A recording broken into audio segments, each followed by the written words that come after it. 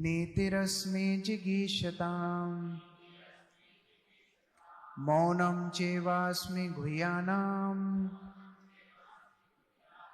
ज्ञानं ज्ञानवतामहम्।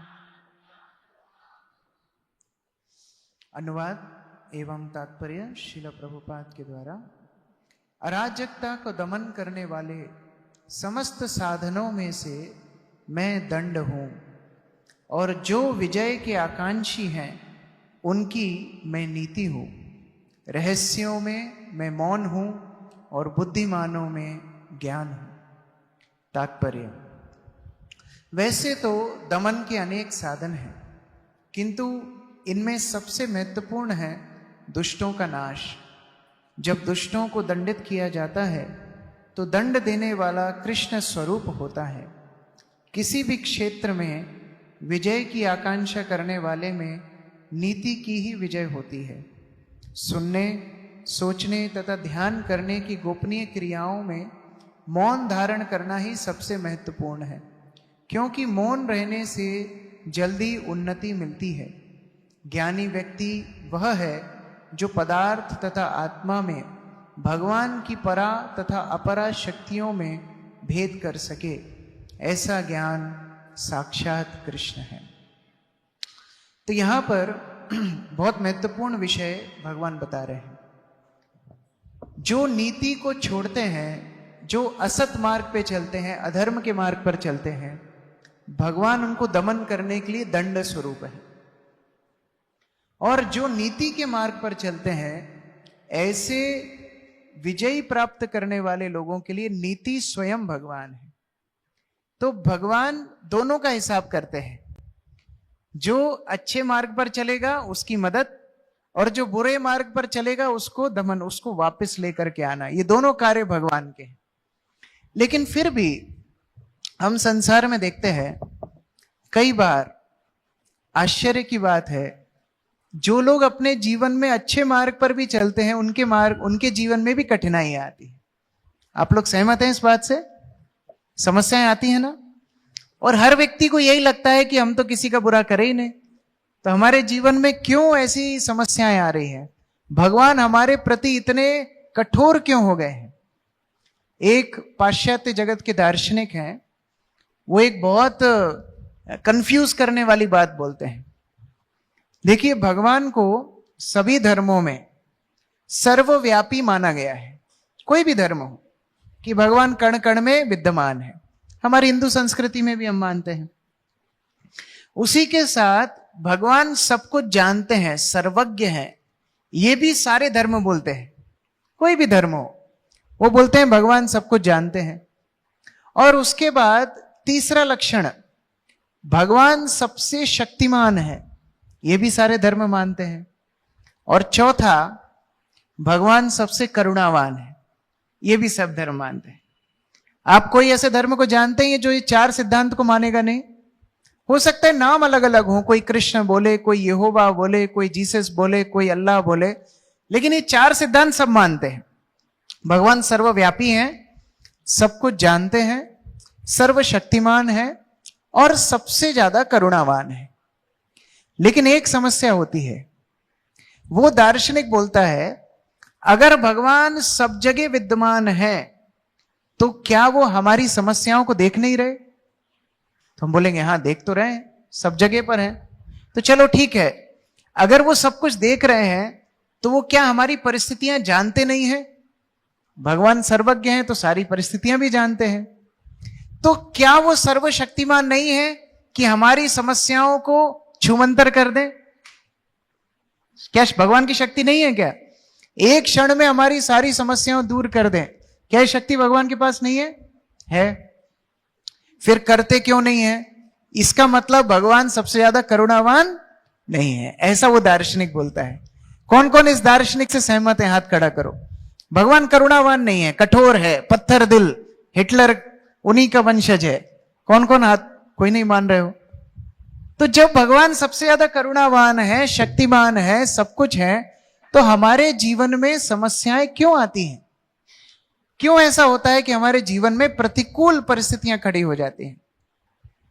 यहां पर छात्र कौन कौन है जो पढ़ाई कर रहे हैं कुछ ना कुछ? हाँ, दिल पे हाथ रख के बताओ, आप और आपका दोस्त बराबर पढ़ाई करते हो, एक ही टेक्स्ट बुक लाते हो, एक ही कोचिंग पे जाते हो, एक ही टीचर को रिश्वत देते हो, फिर भी वो ज्यादा नंबर कैसे लेके आता है? क्या कारण है ऐसा? कौन कौन व्यापारी हैं यहां पर? व्यापारी लोग हाथ खड़ा करो। एकदम बाजू वाली दुकान और अपनी दुकान, सेम सामान है, सेम काउंटर है, सेम झिलमिल लाइट लगा रखी है, सेम पर्चे बंटवाए हैं, लेकिन उसकी दुकान पे कस्टमर ज्यादा जाते हैं, मेरी पे नहीं आते हैं। कौन कौन को ऐसा अनुभव होता है? होता है ना? अच्छा, कंपनी में कई लोग बड़ी मेहनत करते हैं कंपनी में बॉस को खुश करने के लिए, लेकिन एक बंदा ऐसा होता है जो बिल्कुल काम नहीं करता। कौन कौन कॉर्पोरेट में काम कर रहे हैं? हाथ खड़ा करो। हाँ, एक दो बंदे ऐसे होते हैं जो यहां वहां से टाप के काम कंप्लीट करते हैं और फिर ईमेल को शेड्यूल करते हैं रात में 12 बजे। वो तो सो गया 8 बजे ही, लेकिन ईमेल को शेड्यूल कर दिया रात में 12 बजे। तो बॉस को ईमेल पहुंचता है 12 बजे, बॉस को लगता है ये तो बहुत मेहनत करता है, और ये जो दूसरा व्यक्ति है ये मेहनत नहीं करता आपके बारे में, और उसको प्रमोशन मिल जाता है, आपको प्रमोशन नहीं मिलता। कितनी नाइंसाफी हमको लगती है। अरे भगवान है कि भी नहीं? ये सब गड़बड़ हमारे जीवन में क्यों हो रही है? देखो, ये तो मजाक मस्ती की बात हुई, लेकिन थोड़ा और गंभीर विषय पे अगर हम चर्चा करें, अभी पिछले सप्ताह अतुल कृष्ण प्रभु आए थे, वो बता रहे थे कि उनको एक सूचना मिली थी कि जन्म से ही एक बालक को कैंसर है, जन्म से। अब उसने क्या बिगाड़ा किसी का? जन्म से कई बच्चों को निमोनिया हो जाता है, 3-3 महीना वो अस्पताल में रहते हैं, फिर मर जाते हैं। उन्होंने किसका क्या बिगाड़ा? 20 साल 25 साल के युवाओं की मृत्यु हो जाती है। कई बार ऐसा परिवार का सदस्य चला जाता है जिसके ऊपर पूरा परिवार निर्भर था, छोटे छोटे बच्चे पीछे छोड़ जाता है, पत्नी को असहाय छोड़ जाता है। उस परिवार की क्या गलती थी? क्या ये प्रश्न कभी नहीं आता मन में? क्यों भगवान ऐसा क्यों कर रहे हैं हमारे जीवन में? और यही प्रश्नों के उत्तर जब नहीं मिलते, लोग आस्तिक से नास्तिक बन जाते हैं। देखो, जब मन की बात हो जाती है तो हम आस्तिक होते हैं, और जब मन के प्रतिकूल कोई बात हो जाती है तो हम नास्तिक बन जाते हैं। जैसे 1912 में, कब?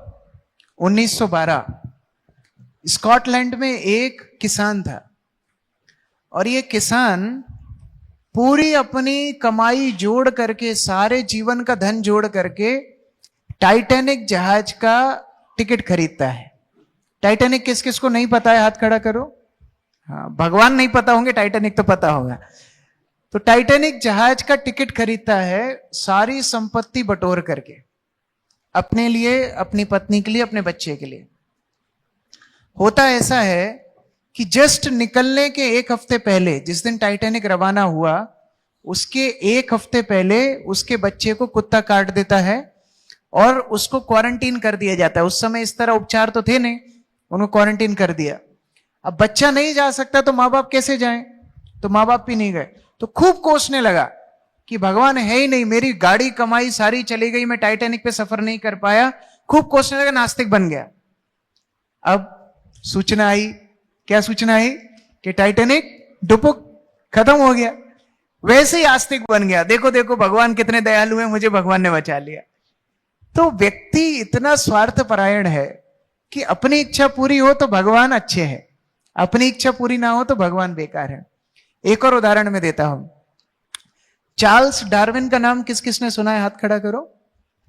फेवरेट, जो साइंस के फेवरेट टॉपिक है, चार्ल्स डार्विन। आपको पता है चार्ल्स डार्विन आस्तिक थे, और उनकी कई पुस्तकें ऐसी है जिनमें उन्होंने बताया सारी सृष्टि के स्रोत भगवान है। लेकिन उनका 7 साल का बालक निमोनिया से मर जाता है, और उनको इतनी क्रोध आता है, इतना क्रोध आता है, मेरा 7 साल का बालक मर गया, अब मैं प्रतिशोध लूंगा। इसलिए उनने थ्योरी ऑफ एवोल्यूशन लिखी, जिसमें बताया है भगवान कुछ नहीं होते, एक अमीबा से हम सब आए हैं। मतलब हमारे पूर्वज कौन है? अमीबा, बिठोबा नहीं, अमीबा। भगवान हमारे पूर्वज नहीं है, एक सेल हमारा पूर्वज है। तो देखिए व्यक्ति कितने स्वार्थपरायण होते हैं जैसे ही अपनी इच्छाएं पूरी नहीं होती वैसे ही भगवान को छोड़ देते हैं। तो एक बार क्या हुआ, एक बार एक बहुत बड़ा व्यापारी था। इस उदाहरण से आप समझना कि कैसे लोग भगवान के ऊपर लांछन लगाते हैं। एक व्यापारी था, बहुत धनाढ्य था। उसने सोचा मैं लोगों की मदद करता हूं, तो उसने क्या किया, अपनी छत से राशन फेंकना शुरू किया। चावल के पैकेट बना बना के फेंकता था, दाल के पैकेट फेंकता था, अंगूर फेंकता था, जो सामग्री घर के लिए आवश्यक है लोगों को ऊपर से फेंकता था। अब यह सूचना तो बहुत जल्दी फैलती है, जैसे हमारा प्रसादम का वेन्यू अब मंदिर में शिफ्ट हो गया, ये खबर तुरंत फैल गई। अभी लोगों की संख्या बढ़ गई तो ये खबर तुरंत फैलती है जहां कहां पर फ्री राशन मिलेगा, तो लोग जमघटा लगाने लगे, एकदम लूटा माटी मचाने लगे। रोज फेंकता है, रोज हजारों लोग आकर के लूट करके सामान लेकर के जाते हैं।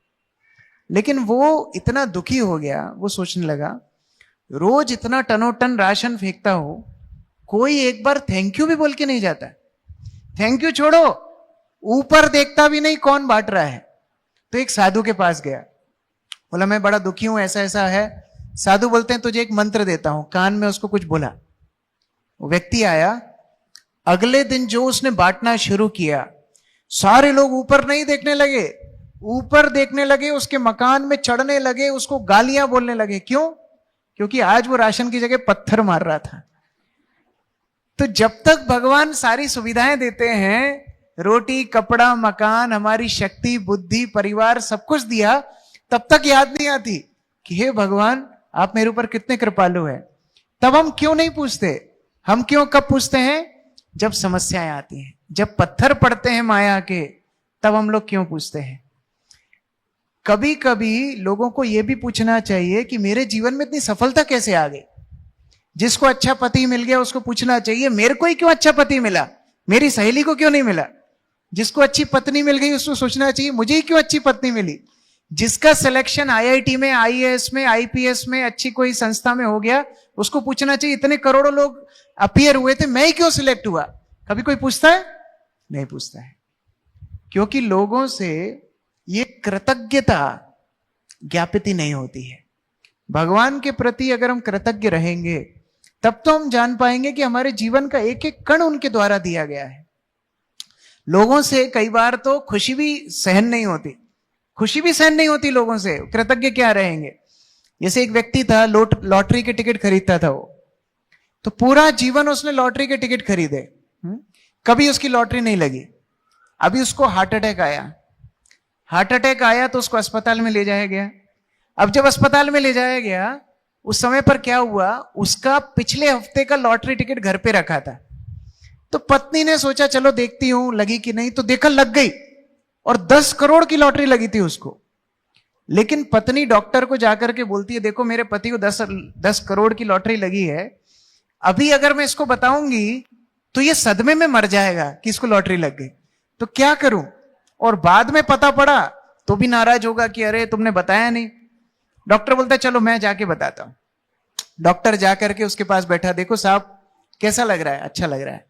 आज दर्द कैसा है? कम है।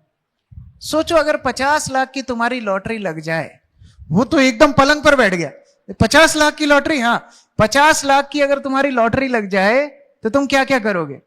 व्यक्ति बोलता है एक काम करूंगा, 20 लाख बच्चों को बांटूंगा, 20 लाख पत्नी को दूंगा, 10 लाख में खुद के ऊपर खर्चा करूंगा। डॉक्टर बोलता है बहुत अच्छी बात है, अगर तुमको 2 करोड़ की लॉटरी लगी तो क्या करोगे? अब तो ये और खुश हो गया, बोले 50 लाख बच्चों को, 50 लाख पत्नी को, 50 लाख मेरे ऊपर और 50 लाख का मैं दान दक्षिणा करूंगा। बहुत अच्छी बात है। डॉक्टर बोला 5 करोड़ की लॉटरी लगी तो क्या करोगे? बोले डॉक्टर साहब अब झिल नहीं रहा है, मजाक मत करो। बोले नहीं नहीं तुमको मिली नहीं है, ऐसे ही पूछ रहा हूं। 5 करोड़ मिले तो क्या करोगे? बोले 2 करोड़ बच्चों को, 2 करोड़ पत्नी को, 1 करोड़ खुद के ऊपर, बचा कुचा इधर। बोला ठीक है, अब 10 करोड़ मिले तो क्या करोगे? बोले डॉक्टर साहब आज अच्छे मूड में लग रहे हो आप। बोले 5 करोड़ बच्चों को, 2 करोड़ पत्नी को, 1 करोड़ खुद के ऊपर, 1 करोड़ दान में, और आप इतनी अच्छी अच्छी बातें मुझसे करो, 1 करोड़ में आपको दे देता। ये सुन के डॉक्टर मर गया वहां हार्ट अटैक आकर। तो लोगों को आनंद, खुशी भी महसूस, खुशी भी सहन नहीं होती।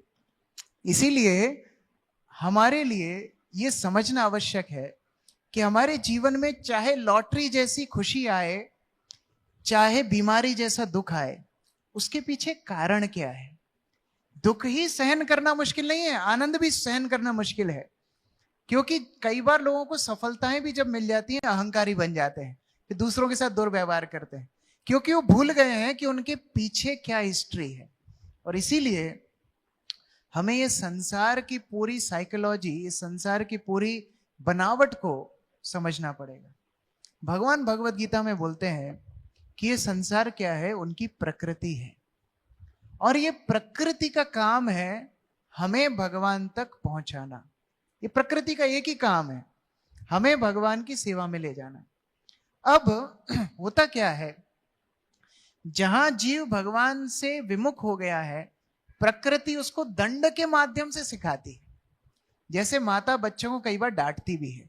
इसलिए भगवान ने संसार को क्या बुलाया भगवत गीता में, दुखालयम अशाश्वतम। ये दुख का घर है, दुखालयम है। दुख का घर क्यों बनाया? कौन कौन माता पिता है यहाँ जिनके बच्चे हैं? हाथ खड़ा करो। माता पिता हैं, बच्चे हैं आप लोगों के? ओके। आप अपने बच्चों के लिए घर बनाते हो। कौन माता पिता ऐसे होंगे जो ऐसा घर बनाएंगे जिसकी छत टपके, पैर रखते ही बच्चे फिसल जाएं, बाथरूम में कीड़े सांप निकले? कौन कौन माता पिता ऐसा घर बच्चों के लिए बनाएंगे? कोई बनाएंगे? नहीं बनाएंगे। तो भगवान ने ये संसार दुखालय बनाया क्यों, ये प्रश्न है। भाई ठीक है, हम तो गड़बड़ है, लेकिन भगवान ने ये संसार ऐसा बनाया क्यों? तो इसका उत्तर मैं आपको देता हूं एक उदाहरण के माध्यम से। मान लीजिए आप एक नया शहर बसा रहे हो। नया शहर आप बसाने वाले हो। एक बहुत बड़ी जमीन, हजारों एकड़ की आपको दी गई।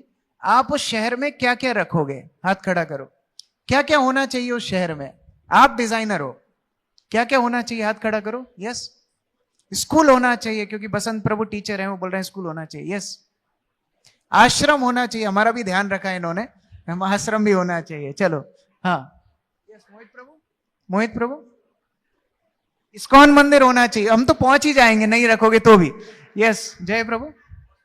हॉस्पिटल होना चाहिए, क्योंकि लोग खाएंगे पिएंगे फिर बीमार होंगे। Very good. अच्छा पीछे, हाँ आप बताइए। हाँ, अरे जेल क्यों रखने का अभी? हाँ, वेरी गुड, इनके लिए ताली बजाइए आप। कौन से देश की सरकार है जो चाहती है कि उनके नागरिक क्रिमिनल बने? कोई सरकार चाहती है? लेकिन फिर भी हर सिटी में जेल क्यों होता है? हर मोहल्ले में पुलिस थाना क्यों होता है? हर चौराहे पे ट्रैफिक पुलिस क्यों खड़ा रहता है? क्योंकि जीव का एक स्वभाव है बद्ध अवस्था में नियम को तोड़ना। हमारे राधे श्याम पर उदाहरण बताते हैं। एक बार एक व्यक्ति सिग्नल तोड़ता हुआ चला गया। तो जब ट्रैफिक सिग्नल तोड़ता हुआ चला गया तो पुलिस वाला बाहर आया, ट्रैफिक पुलिस, उसको रोका। बोला क्यों, सिग्नल नहीं दिखता है क्या तुमको? बोला सिग्नल तो दिखा, आप नहीं दिखे, आप दिखते तो रुकता मैं। तो व्यक्ति के अंदर वो प्रवृत्ति है नियम तोड़ने की। और अच्छा, नियम तोड़ने में अपनी शहनशाही महसूस करते हैं लोग। किस किस ने आम अमरूद कुछ चुरा करके खाए? हाथ खड़ा करो। कोई पनिशमेंट मिलेगी नहीं, चुरा करके खाए। घर में कमी थी क्या आपके? लेकिन चुरा के खाने में जो मजा आता है वो कुछ और ही है। कौन कौन बिना टिकट के सफर किए ट्रेन में? हाथ खड़ा करो। हाँ देखो, हमारे टीटी कहां गए? रेलवे वाले। अभी भी चालान ले सकते हो, हमारी 5-6 संडे फीस्ट स्पॉन्सर हो जाएंगी। तो लोग प्रयास करते हैं नियम तोड़ के अपनी बुद्धिमत्ता का प्रदर्शन करने के लिए। जैसे एक बार 3 इंजीनियर और 3 वकील, ये लोग एक ट्रेन में गए। तो 3 इंजीनियर थे, तीनों ने एक एक टिकट खरीदे, और 3 वकील के बीच में एक टिकट खरीदा। कैलाश जी आए क्या? कैलाश पाठक प्रभु? हाँ, 3 वकील थे प्रभु जी। तो 3 वकील ने एक टिकट खरीदा, और 3 इंजीनियर थे, उन्होंने एक एक खरीदे, 3 खरीदे। अब ट्रेन में जैसे ही बैठे तो इंजीनियर पूछने लगे, अरे आप 3 वकील हो, एक टिकट क्यों खरीदा? बोले हम सब हैंडल कर लेंगे, कोई बात नहीं। अच्छी बात है। अब टीटी जैसे ही चेक करने आया, ये तीनों के तीनों वकील बाथरूम में घुस गए, एक ही बाथरूम में। अब इंजीनियर तीनों ने टिकट दिखा दिया और उन्हें बोला वो बाथरूम चेक करके जाना थोड़ा। ठीक है। टीटी ने गेट खटखटाया तो एक हाथ बाहर आया टिकट के साथ। तो टीटी ने देखा ठीक है कोई बात नहीं, टीटी चला गया, तीनों का काम बन गया। अब लौटते समय क्या हुआ, इंजीनियर्स ने सोचा ये अच्छी तकनीक है, तीनों के बीच उनने एक टिकट खरीदा। वकील 3 थे, उनने एक भी नहीं खरीदा इस बार। अब इंजीनियर बोले अब इस बार कैसे बचोगे आप लोग? बोले हमारे पास आइडिया है, चिंता मत करो। बैठ गए। अब जैसे ही टीटी आए 3 इंजीनियर बाथरूम में घुस गए। ये वकील ने जाके गेट खटखटाया, जैसे ही ने टिकट बाहर निकाला, इनका टिकट लेके ये तीनों दूसरे बाथरूम में घुस गए।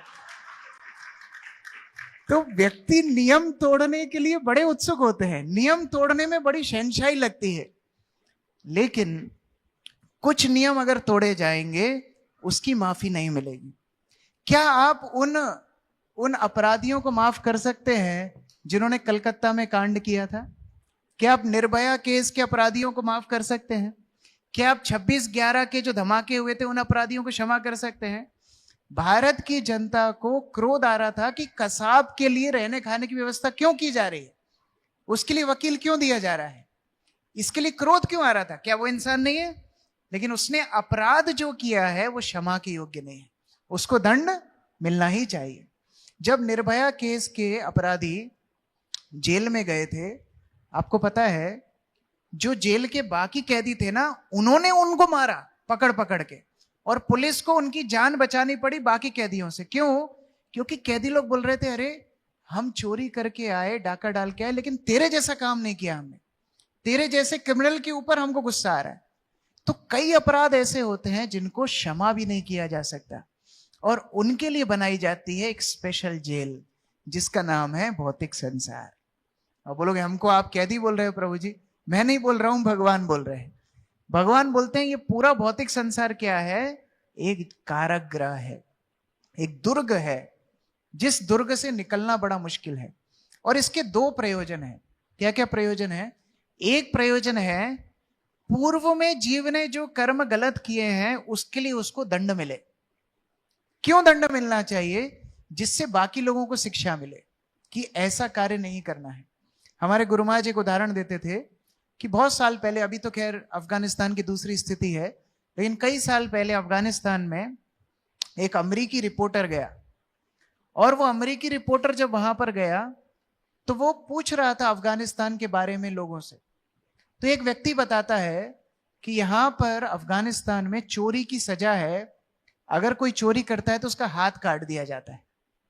तो ये अमेरिकन पत्रकार इतना अचंभित रह गया, बोले अरे इतना क्रूरता, हाथ काट देते हो आप लोग चोरी के लिए? तो ये व्यक्ति ने बोला आपको कोई व्यक्ति दिख रहा है यहां पर हाथ कटा हुआ? बोले नहीं। तो बोले जब पनिशमेंट हैवी होती है तो लोग क्राइम करने से डरते हैं। यही सिद्धांत भगवान इस भौतिक संसार में मनाते हैं।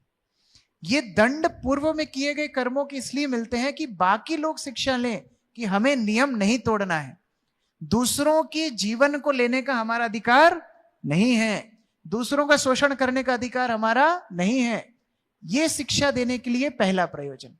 और दूसरा प्रयोजन, भविष्य के लिए जीवात्मा को शुद्ध किया जाता है।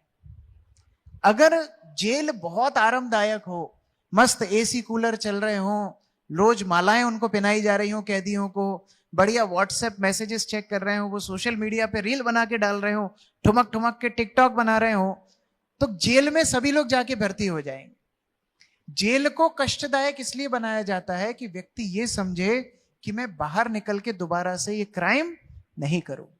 और इसीलिए दुखालयम अशाश्वतम, ये भौतिक संसार को भगवान ने इसीलिए ऐसा बनाया है। और हमें अलग अलग इस जेल में यूनिफॉर्म मिलती है। क्या यूनिफॉर्म मिलती है? 84 लाख योनियां हमारी यूनिफॉर्म है।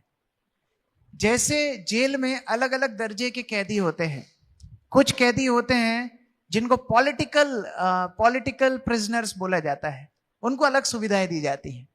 कुछ कुछ कैदी होते हैं जो टेरर के कैदी होते हैं, टेररिस्ट कैदी होते हैं, उनको एकदम काल कोठरी में रखा जाता है। और फिर कुछ छोटे मोटे होते हैं, पिक पॉकेट वाले, जेब किसी की मारी, किसी के घर से आम चुरा लिए पकड़ लिया, ऐसे कुछ कैदी होते हैं, उनको फिर अलग से रखा जाता है। उसी तरह अलग अलग कर्म की गठरी लेकर के हम इस संसार में आते हैं। पिछले जन्म में जो कर्म हमारे पेंडिंग रह गए हैं, वो कर्म के अनुसार हमको शरीर मिलता है। और कैसे मिलता है ये भी एक साइंस है। आप देखो, एक व्यक्ति अगर किसी का मर्डर करेगा तो उसकी सजा क्या है?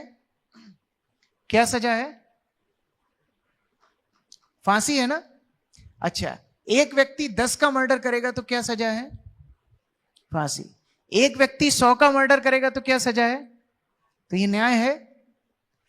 एक व्यक्ति जिसने किसी का मर्डर किया उसको भी फांसी हुई, कसाब को भी फांसी हुई, क्या ये सही था? भगवान की अदालत में ये सही नहीं है।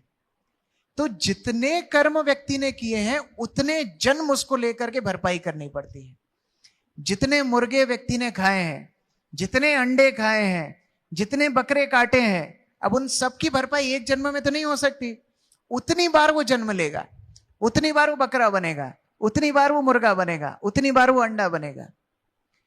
यहां तक शास्त्र बताते हैं अगर किसी ने गाय की हत्या की है तो उस गाय के शरीर पे जितने रोम हैं उतनी बार वो जन्म लेगा और उसको मारा जाएगा। ये भगवान ने व्यवस्था बनाई है। क्या पशुओं को न्याय नहीं चाहिए? हम जाते हैं, हमारे लॉन के ऊपर, गार्डन के ऊपर कोई गाड़ी चला देता है, हम लोग उसके ऊपर केस कर देते हैं। अमेरिका में ये भी एक केस है, पता है आपको? किसी ने बगीचा बनाया, आप उसके ऊपर पैर रख दिए ना, वो आपको शूट कर सकता है। ये लीगली अलाउड है वहां पर। तो क्या जानवरों के लिए राइट्स नहीं है? उनका कौन न्याय करेगा? ये व्यवस्था भगवान करते हैं। इसीलिए every action has equal and opposite reaction. आपको मिलने वाला है, वो बचोगे नहीं। कोई व्यक्ति क्यों नियम तोड़ता है? उसको लगता है देखने वाला कौन है, कौन देखेगा। हमारी भारतीय संस्कृति में, सनातन संस्कृति में कई साक्षी बताए गए जो हर क्रिया हमारी देख रहे हैं। सबसे पहले साक्षी हैं परमात्मा। हृदय में बैठ के सारी क्रियाएं देख रहे हो। किसके साथ आपने अन्याय किया, किसके साथ आपने शोषण किया, किस किस जीव को आपने कष्ट पहुंचाया, ये सारी चीजें परमात्मा देख रहे हैं। उसके बाद दूसरे साक्षी हैं सूर्य। सूर्य का प्रकाश जहां जहां है वहां वहां साक्षी सूर्य लेते हैं। तीसरे हैं चंद्रमा। जब सूर्य नहीं है तो चंद्रमा। फिर पंच महाभूत, पृथ्वी, जल, आकाश, वायु, अग्नि। ये पांचों में से कोई भी उपस्थित है तो आपकी साक्षी वो लगा रहे हैं। उसके बाद है दिशाएं। अब कोई व्यक्ति हर जगह से बच सकता है, दिशाओं से कैसे बचेगा? 10 दिशाएं हमारी भारतीय संस्कृति में बताई गई हैं, वो भी हमारी साक्षी बनती हैं। इसके अलावा यमराज हमारे साक्षी हैं और अंतिम काल, भगवान समय के रूप में हमारे साक्षी हैं। तो ये सारे साक्षियों के सामने हमें डिसीजन सुनाया जाता है यमराज द्वारा। देखो, कोई जज है, एक व्यक्ति को छोड़ देता है और एक व्यक्ति को कारागृह में भेजता है। ये जज की गलती है या उस व्यक्ति की गलती है? अच्छा, जजमेंट सुनाने के पहले जज क्या बोलता है? सारे गवाहों और सबूतों को मुद्दे नजर रखते, सारे उर्दू शब्द है मुद्दे, क्योंकि ज्यादातर एनीवेज, तो सारे गवाहों और सबूतों को मद्दे नजर रखते हुए हम ये सजा सुनाते हैं। क्यों ऐसा बोलते हैं? क्योंकि साक्षियों ने प्रमाण दिया सबूत के साथ, इस व्यक्ति ने ये कांड करके आया है। और ये सारे साक्षी यमराज के ऑफिस में चित्रगुप्त के पास सारी इंफॉर्मेशन भेजते हैं कि इसने ये किया, इसने ये गड़बड़ की, इसने वो गड़बड़ की, और इसके आधार पे इसके आगे के जन्म घटित होंगे। और इसीलिए बचपन से कोई विकलांग होता है, इसलिए कोई बचपन से कुरूप होता है, इसलिए किसी की बुद्धि मंद होती है, कोई बहुत ज्यादा मेधावी होता है, किसी का सौभाग्य होता है अंबानी के घर में जन्म लेने के लिए, किसी का दुर्भाग्य होता है रेलवे स्टेशन पे जन्म लेने के लिए। ये सारा हिसाब किताब किसका है? ये सारा हिसाब किताब उसी व्यक्ति का है। जो अमेज़न पे आप ऑर्डर करोगे ना, वही डिलीवरी आने वाली है। आपका ही ऑर्डर किया हुआ पैकेट आपके पास आ रहा है। ये कर्म फल के कारण हम सब भुगत रहे हैं। एक व्यक्ति एक रेलवे स्टेशन पे ट्रेन रुकी तो अपने पड़ोसी को पूछता है कि भैया यहाँ ट्रेन कितने मिनट रुकती है? तो व्यक्ति बोलता है 7 मिनट का हॉल्ट है, 7 मिनट यहाँ ट्रेन रुकेगी। 5 मिनट तो वो टाइम पास करता रहा। 6वां मिनट जब पूरा हुआ, दौड़ के बाहर गया और दुकानदार को बोला एक अखबार दो, जल्दी ट्रेन जाने वाली है। अखबार लिया, पैसे उसके हाथ में रखे, आकर के सीट पे बैठ गया, ट्रेन चल दी। अब इस पड़ोसी ने पूछा, भैया 7 मिनट का हॉल्ट था तो आप 6 मिनट तो टाइम पास किए, अंतिम मिनट में जाके भागा दौड़ी करके क्यों अखबार लेकर के आए? बोले मैं बहुत बुद्धिमान हूं, मेरे पास नकली नोट था। तो नकली नोट चलाने के लिए मैं तुरंत गया, उसके हाथ में पैसा दिया, मैं अखबार लेके बैठ गया, अब ट्रेन तो चल दी, उसने बाद में देखा होगा नोट। बोला बहुत बुद्धिमान हूं भैया, अखबार खोल के देखो। अखबार खोल के देखा, 15 दिन पुराना अखबार था। तो जैसा बीज आप बोओगे वैसा ही फल आपको मिलेगा। तो दूसरे को दोष देने की आवश्यकता नहीं है, अरे हमारे साथ बुरा क्यों हो रहा है, हमारे साथ इतना अन्याय क्यों हो रहा है। ये हमारे ही कार्य हैं जो घूम फिर के हमारे पास आते हैं। अभी देखिए, इसमें दो तरह के कर्म होते हैं। एक तो तुरंत हमारे पास आ जाते हैं। आपने किसी को यहां पर अच्छे भले सब वक्त बैठे हैं, आपकी इच्छा हुई किसी में तमाचा जड़ दिया, अब वो शांत बैठेगा क्या? वो उठा के कुर्सी फेंक के मारेगा। तो आपको तुरंत रिएक्शन मिल गया, राइट। दूसरे कर्म ऐसे होते हैं जिनका फल बाद में मिलता है। और क्यों बाद में मिलता है? क्योंकि अच्छे से प्रताड़ना भगवान देना चाहते हैं, अच्छे से आपको सिखाना चाहते हैं। जैसे धृतराष्ट्र के 100 पुत्रों का वध हुआ। कोई बोल सकता है अरे बेचारे अंधे, 100 पुत्र मिले, उनको मारवा दिया भगवान ने। लेकिन इतिहास है, 50 जीवन पहले, 50 बार उसके जीवन निकल गए उसके पहले वो एक हंटर था, वो एक शिकारी था, और उसने एक पक्षी के जोड़े को अंधा किया और उनके 100 अंडों को फोड़ दिया था। अब वो रिएक्शन कब मिला? 50 जीवनों बाद मिला। क्यों? कि 50 जीवन तक वो पहले का बैकलॉग खत्म कर रहा था, फिर तो नया आएगा ना भाई। गांव में, ये उदाहरण बहुत बार हमारे इस्कॉन प्रचारक देते हैं, गांव में ना एक बहुत बड़ा ऐसा टैंक होता था पहले मिट्टी का, जिसमें अनाज भरा जाता है। उसको क्या बोलते हैं? हाँ, कोठी। तो उसमें ऊपर से अनाज भरते हैं, नीचे से अनाज को निकालते हैं, ठीक है। अभी मानो पिछले साल का अनाज उसमें भरा हुआ है, थोड़ा बहुत बच गया, आपने ऊपर से फ्रेश अनाज डाला, अब नीचे से आप निकालोगे तो कौन सा पहले आएगा?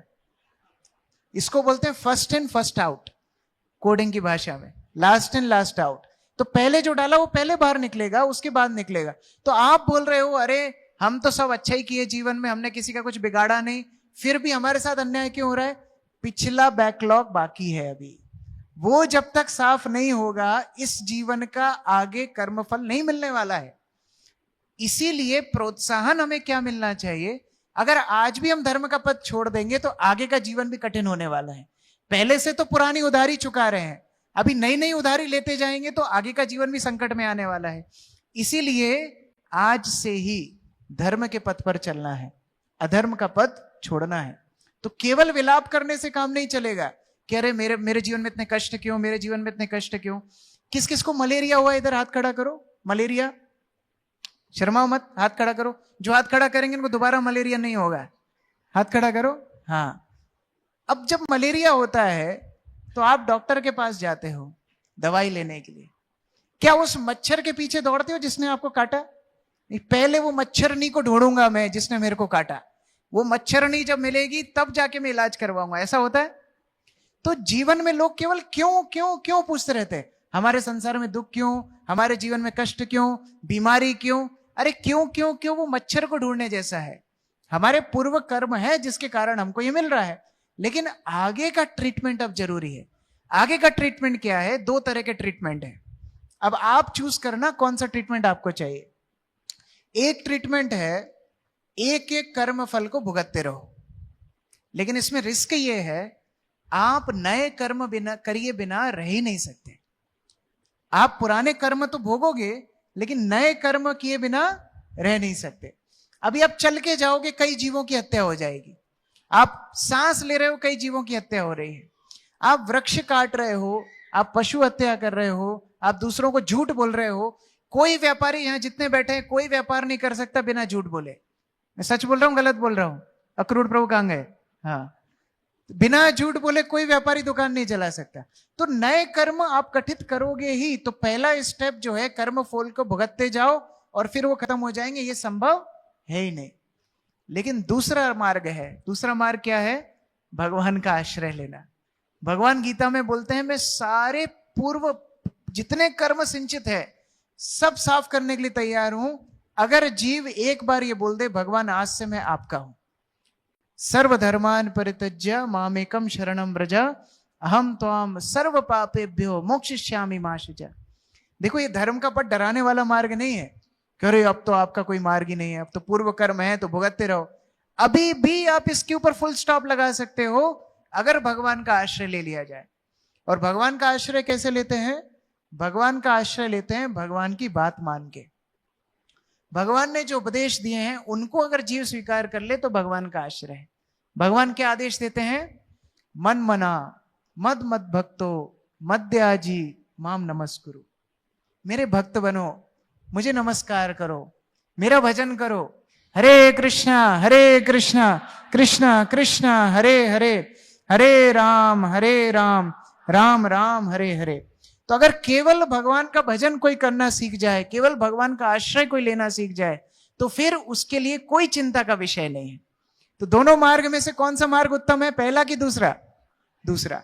तो जो निराकारवादी हैं, मोक्षकामी हैं, वो सोचते हैं हम कर्म ही नहीं करेंगे, धीरे धीरे हम मुक्त हो जाएंगे। लेकिन सांस लेना, खाना पीना तो छोड़ नहीं सकते, वो भी कर्म है। लेकिन दूसरा मार्ग भक्त लोग का है, जो सहज रूप से कर्म बंधन से मुक्त हो जाते हैं। जैसे एक बार क्लास में टीचर सब बच्चों को पूछ रही थी क्या बड़े होके बनोगे, तो एक राजू था, राजू, कोई का नाम तो नहीं है यहाँ राजू, ठीक है। तो राजू को पूछा, राजू तुम क्या बनोगे? तो राजू बोला मैं इतना बड़ा आदमी बनूंगा, मेरी 4 गाड़ियां होंगी, 5 बंगले होंगे, 200 नौकर होंगे, करोड़ों रुपए बैंक बैलेंस होगा, इतना बड़ा आदमी बनूंगा। टीचर ने बोला बहुत मेहनत करनी पड़ेगी उसके लिए। तो राजू बोला हाँ बहुत मेहनत करूंगा, सब प्राप्त करूंगा जीवन में। सब बच्चों ने ताली बजाई। फिर एक लड़की थी, उस लड़की को बोला बेटा तुम क्या बनोगी बड़े होके? बोला मैं राजू की पत्नी बनूंगी, वैसे ही सब कुछ मिल जाएगा। उसी तरह कर्मी, ज्ञानी, योगी बहुत मेहनत करते हैं संसार से मुक्त होने के लिए।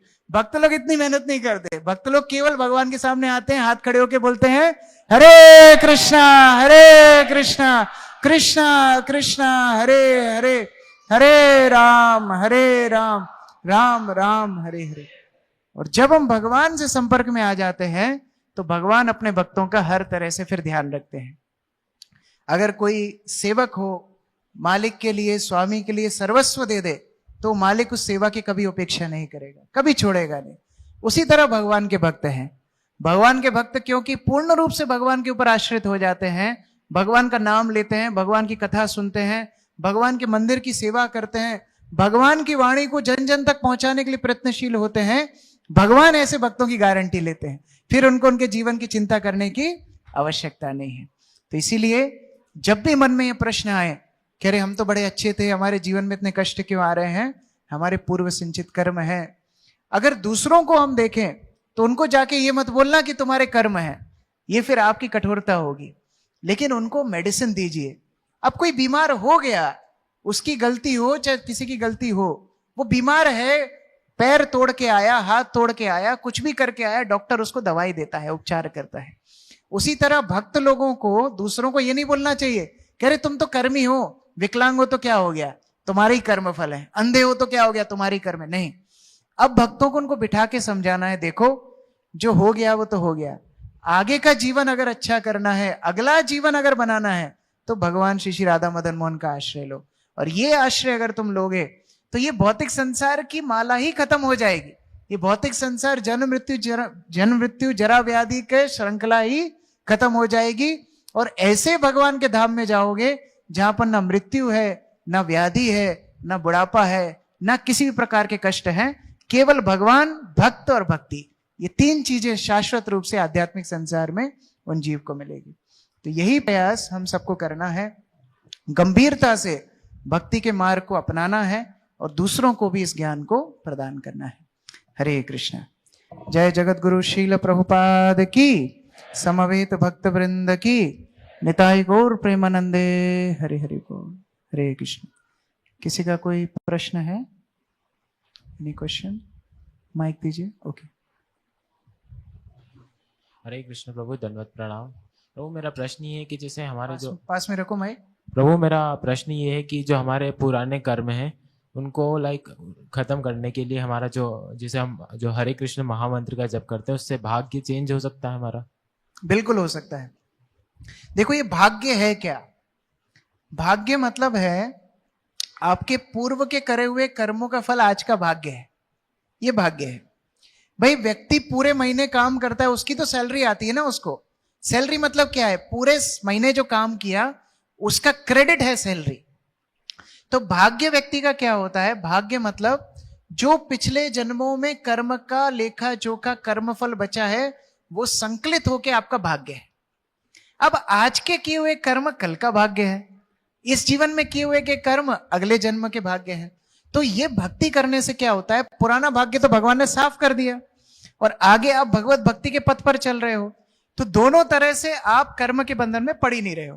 तो आपका भाग्य की जिम्मेदारी किसकी है? भगवान की। वो फाइल यमराज के ऑफिस से निकल के मदन मोहन के चरणों में चली जाती है, फिर यमराज का अधिकार जीव पे खत्म हो जाता है, भगवान उसका लेखा जोखा करते हैं। यहां पर पीछे प्रश्न था।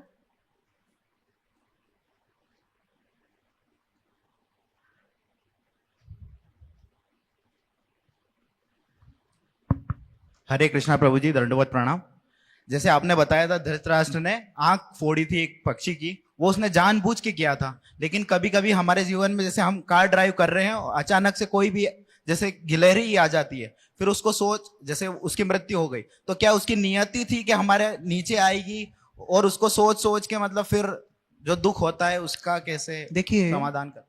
कर्म का जो ये पूरा बंधन है वो ऐसा है कि आप जान करके करेंगे तो ज्यादा कर्मफल होगा, अनजाने में करेंगे तो भी कर्मफल होगा लेकिन थोड़ा कम होगा।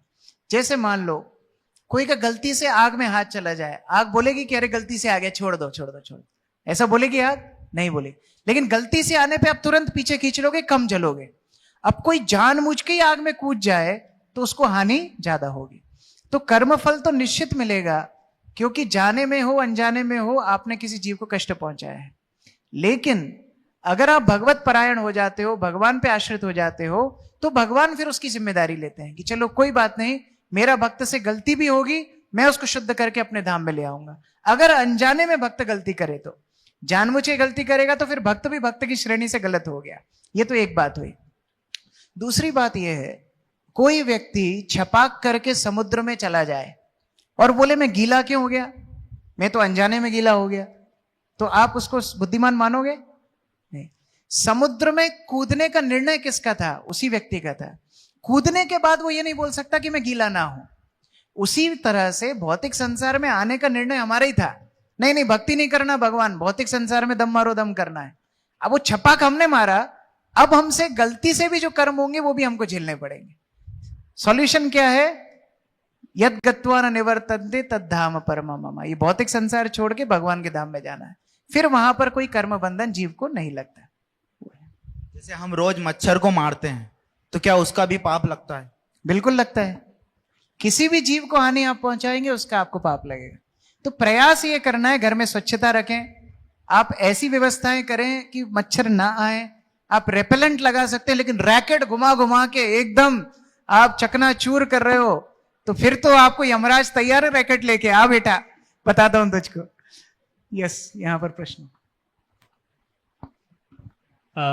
हरे कृष्ण प्रभु जी, मेरा प्रश्न ये है कि यदि हमारे पुराने जीवन में हमने कुछ गलतियां करी है, तो उसका दंड जब इस जीवन में मिलता है तो हमारे पास तो उसकी कोई स्मृति ही नहीं है पिछले जन्म की। इसमें देखिए, मैंने दो चीजें बताई आपको। एक, तत्कालीन उसी समय भी मिल जाता है। कई कर्म ऐसे होते हैं जो उसी जीवन में भोग लेते हैं। लेकिन मैंने जो उदाहरण दिया, अब किसी ने 10 मर्डर किए हैं, एक जीवन में तो उसकी भरपाई नहीं हो सकती, तो उसको फिर आगे के जीवनों में शेड्यूल किया जाता है।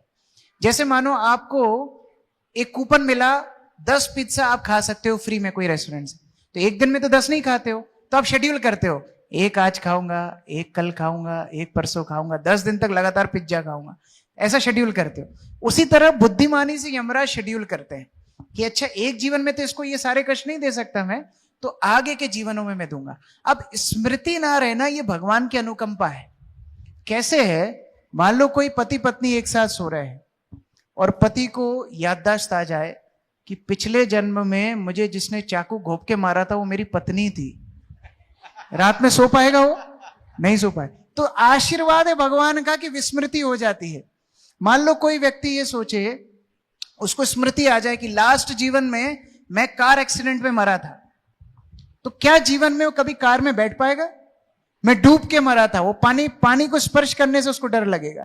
तो उसी तरह से भगवान पूर्व जीवन की स्मृतियां भुला देते हैं।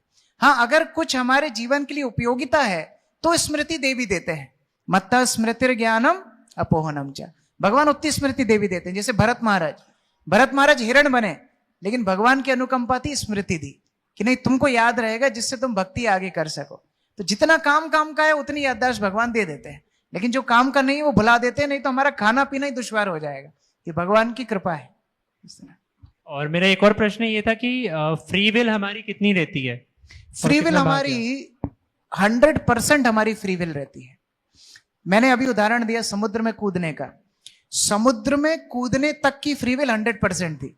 अब कूदने के बाद आप ये नहीं बोल सकते अब मेरी फ्री विल में भीगू नहीं, ये नहीं हो सकता। छत पे चढ़ के कूदने तक की फ्री विल आपकी 100% है।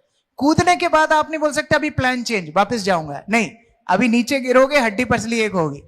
तो ये फ्री विल का मतलब है कर्म करने की फ्री विल आपको है, लेकिन फल की फ्री विल आपको नहीं है। फिर जो भगवान की प्रकृति के नियम है उसके अनुसार आपको फल मिलेगा। तो फ्री विल का इस्तेमाल किया जाए, लेकिन अनुकूल रूप से। और कोई का प्रश्न? पीछे प्रश्न है? ओके, यहां पर भी है।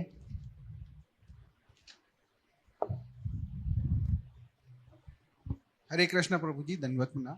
प्रभु जी, जैसा आपने बताया कि अगर किसी ने कितने पशुओं की हत्या की है या कितना लोगों को, जानवरों को खाया है मार के या जो भी, तो वो भुगतना पड़ेगा। जैसे हमने किया है पहले, माइक पास में रखो। हमने किया है पहले अनजाने में, अब नहीं करते हैं, बट हमको उसका भुगतना पड़ेगा। मैं वही प्रवचन में बता रहा था। अगर आज के दिन से आप निर्णय कर लें कि भगवान आज से मैं आपका हूं, आपके नाम का मैं प्रतिदिन जप करूंगा, आपकी भक्ति करूंगा, आपके बताए हुए पथ पर चलूंगा और पाप नहीं करूंगा, तो भगवान खुद गीता में बोल रहे हैं मैं पुराना सब साफ कर दूंगा। ये गारंटी भगवान लेते हैं। तो हमको यही निर्णय यहां पर लेना। और प्रभु जी, जो पुरानी गलतियां थी वो छूट गई हैं, जो पुराने अपराध थे वो छूट गए हैं, बट मन में एक डर रहता है अभी भी कि हमसे अनजाने में गलती से वापस हम तो भक्ति उस पर चलने इसीलिए संगति अपनी भक्तों की रखनी। जैसा करोगे संग वैसा चढ़ेगा रंग, जैसी संगति होगी वैसा रंग। तो भक्तों के साथ रहोगे तो फिर वो गलती नहीं करोगे। अब कोई ने शराब छोड़ दी लेकिन रोज जाके दारू के ठेके पे बैठता है, तो क्या होगा? 2 दिन बाद फिर दम मारो दम। तो इसीलिए प्रयास करना है भक्तों की संगति हो, अभक्तों की संगति ना हो। हरे पीछे प्रश्न है?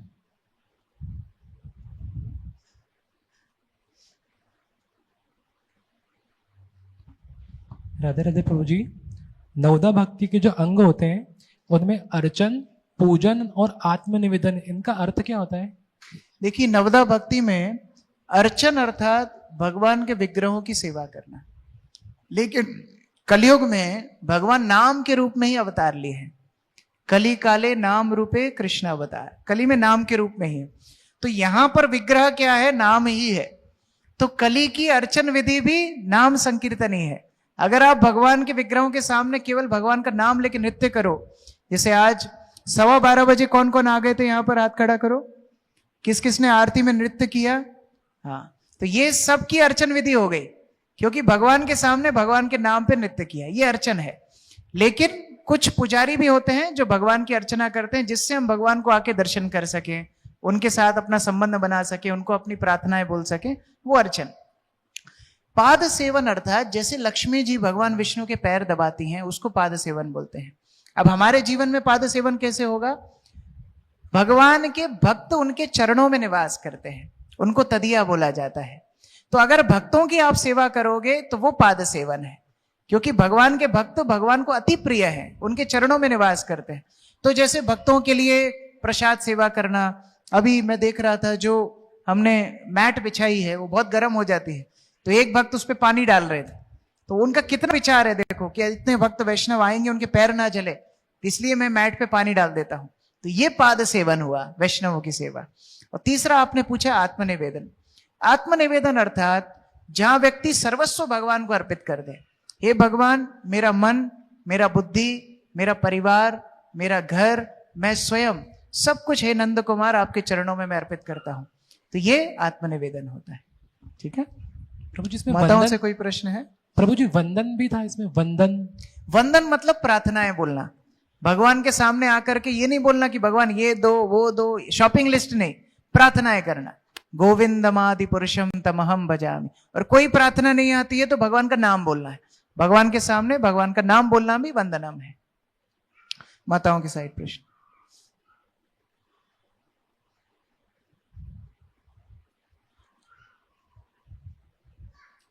किसका प्रश्न है?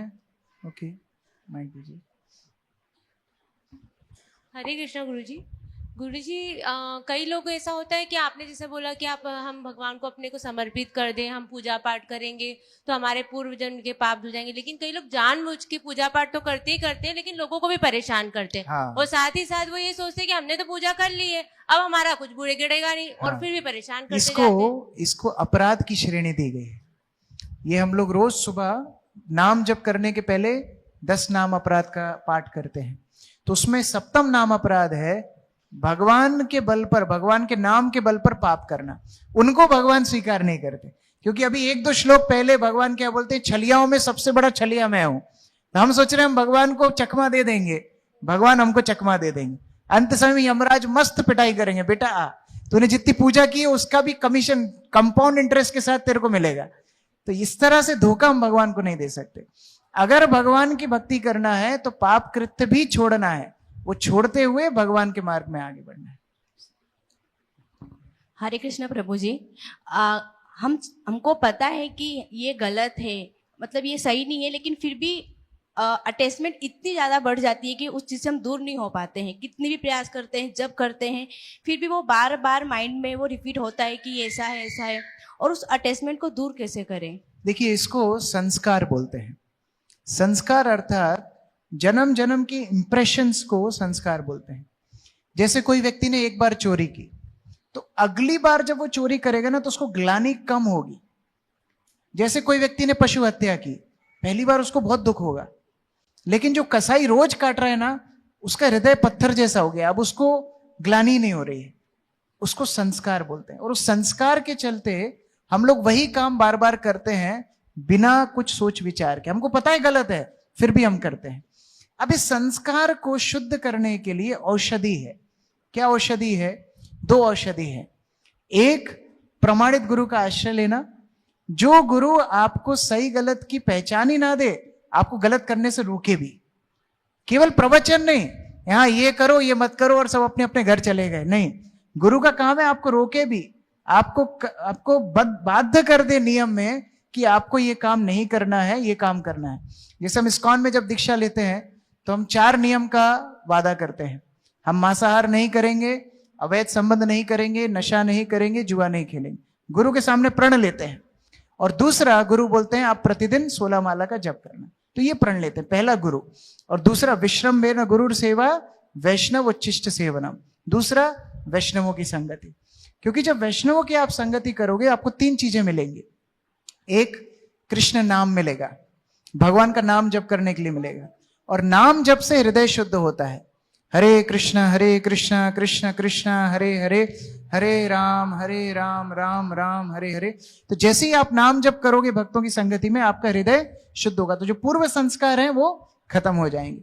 दूसरा, आपको कृष्ण की कथा सुनने मिलेगी, तो ये कथा भी हृदय में जाके हृदय को शुद्ध करती है, ये भी भागवत में लिखा है। और तीसरा, आपको कृष्ण सेवा मिलेगी वैष्णव की संगति। जब सेवा करोगे उससे भी आपका हृदय शुद्ध होगा। जैसे हमारा एक ग्रंथ चैतन्य चरितामृत, उसमें लिखा है जितना साफ आप मंदिर को करते हो उतना ही हृदय आपका चमकेगा। तो आपने मंदिर में सेवा की, मतलब आपका हृदय भी स्वच्छ होगा। तो मैंने आपको 2 चीजें बताई, एक प्रमाणित गुरु का आश्रय, दूसरा भक्तों की सेवा। भक्तों की सेवा में 3 चीजें, कृष्ण नाम, कृष्ण कथा, कृष्ण सेवा। इसके माध्यम से जो वो प्रबल इच्छाएं हैं गलत काम करने की, धीरे धीरे खत्म हो जाए। लास्ट क्वेश्चन बताओ से, पीछे एक प्रश्न है लास्ट।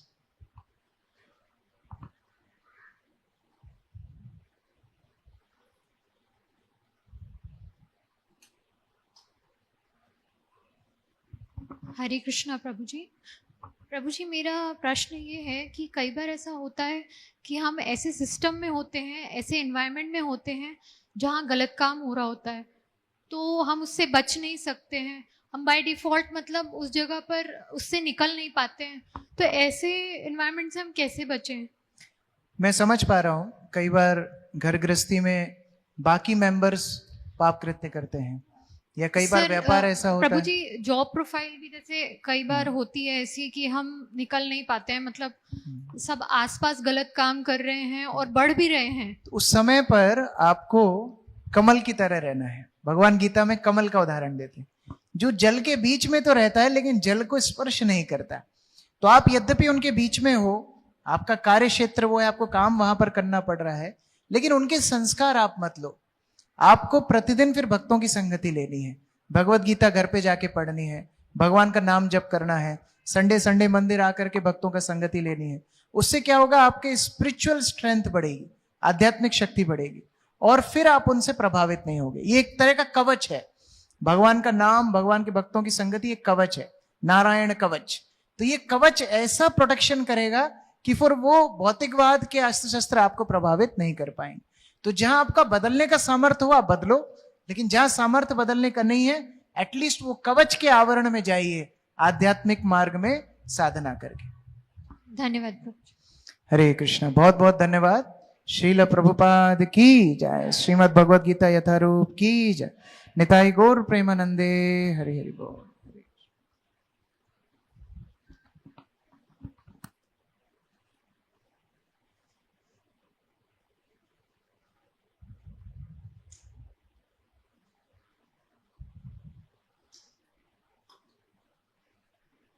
हरे कृष्णा।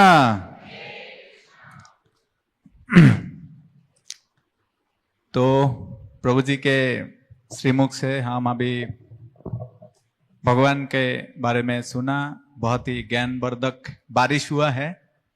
तो सब बारिश में भीगे हैं? किसने किसने भीगे हैं? तो दो हाथ ऊंचा करिए और बोलिए हरे कृष्णा कृष्णा कृष्णा हरे हरे, हरे राम राम राम हरे हरे। अभी सब तो बोला है कि हम सब भीगे हैं, अभी थोड़ा परीक्षा भी हो जाता है कौन कितना भीगा है, भीगे हैं। रेडी परीक्षा के लिए? प्रभु क्विज।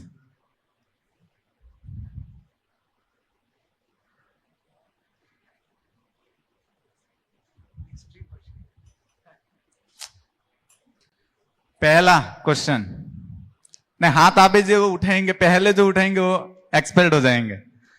हाथ उठाना है पर बोलना नहीं है, ठीक है? मैं जिनको बताऊंगा वो उनको ही बोलना है खाली। टाइटैनिक का टिकट पाने की चाहत रखने वाले किसान की कहानी किस देश और किस वर्ष से संबंधित है? ओके, तो आप बताएं।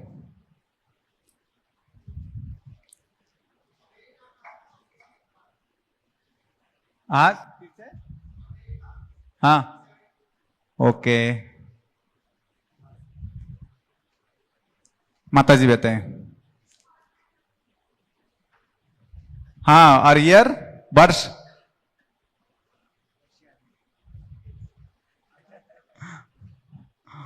ओके, ठीक है, हम माता जी को देते हैं क्योंकि सबसे वृद्ध है, इस उम्र में इतना भी याद रखना बहुत मुश्किल है।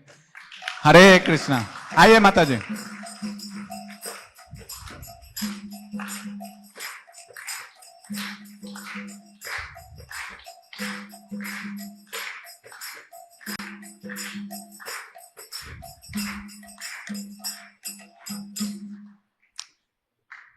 दूसरा प्रश्न, भौतिक बद्ध जीवन अवस्था में जीव का मूल स्वभाव क्या है?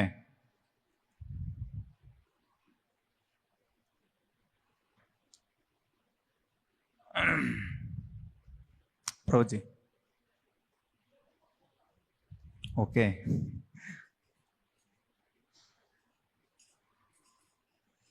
भौतिक बद्ध जीवन अवस्था में जीव का मूल स्वभाव क्या है? हरि बोल।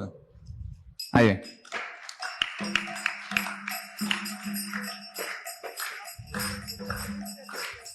हाँ, उत्तर है नियमों का पालन ना करना। यह हमारे स्वाभाविक स्वभाव है, हम हमेशा नियम को तोड़ते रहते हैं। आपका नाम? योगेंद्र तोमर जी को। हाँ, ओके, अरे बोल। तीसरा क्वेश्चन,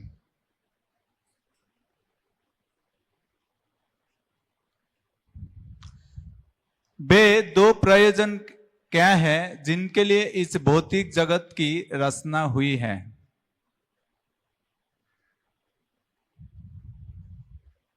प्रभु बताएं। हाँ,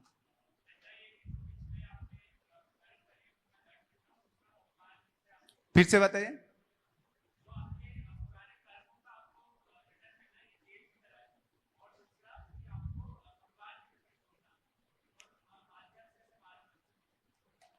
ओके, हम आसपास में हैं और हाँ दे सकते हैं। प्रभु बोल रहे दे सकते हैं। हरि बोल।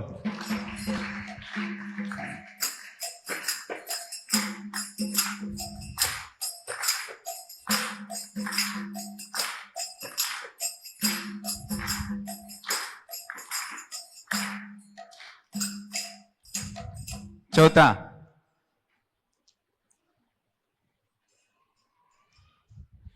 हमारे सभी कार्यों के साक्षी कौन हैं? यहां पर एक साक्षी बोलने से नहीं चलेगा। प्रभु जी जितने साक्षी बोले उतना बोलना पड़ेगा। हाँ, प्रभु जी इसका बहुत हो गया, अभी माता जी इसका देखते हैं। आप बताइए। सफेद ड्रेस, यस, ओके।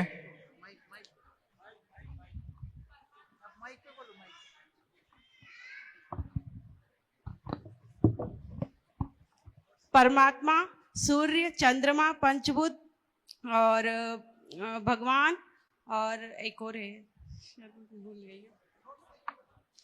नोट्स देख के बताइए। यमराज और 10 दिशाएं, 10 दिशाएं। हरि बोल।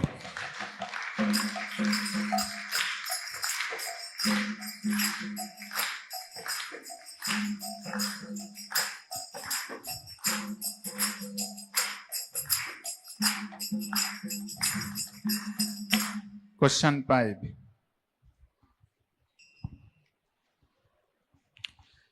हमारे दुखों का मूल कारण क्या है और हम अपनी स्थिति कैसे सुधार सकते हैं?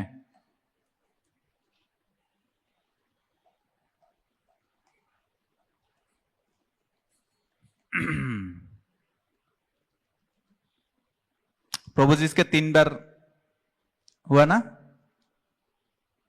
माता जी आप बताइए। हाँ,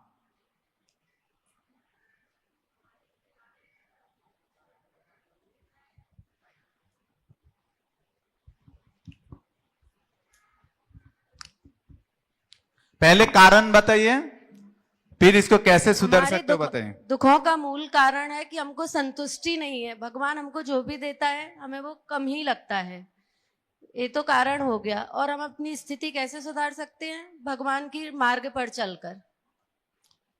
पहला का थोड़ा पास में था, प्रभु जी इसमें ट्राई करते हैं। Black dress, black.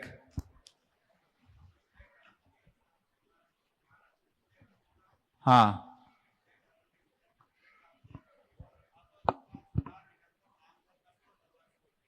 हरि बोल। तो इसका आंसर है, हम जो दुख भोग रहे हैं इसका मूल कारण है हमारे पूर्वकृत कर्म। और दूसरी स्थिति है कि जो स्थिति के माध्यम से हम सुधर सकते हैं वो है भगवान के शरण में आने के माध्यम से। हरि बोल।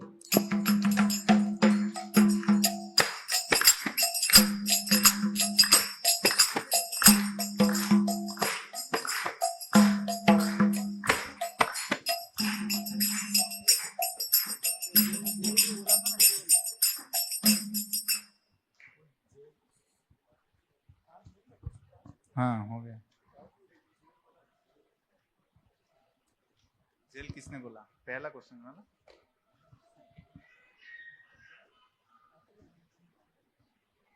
हरे कृष्णा। तो प्रभु जी ने जो प्रश्न पूछे थे कि इस भौतिक जगत में यदि आपको नया जगह दिया जाएगा तो आप क्या बनाना चाहेंगे? बड़े मस्त उत्तर आया था। वसंत प्रभु टीचर है तो हम लोग को स्कूल खोलना है, हॉस्पिटल। प्रभु जी ने बताए थे जेल। बहुत अच्छा उत्तर दिए थे प्रमोद सिंह प्रभु, आपके लिए पुरस्कार है। आइए एक बार कीर्तन।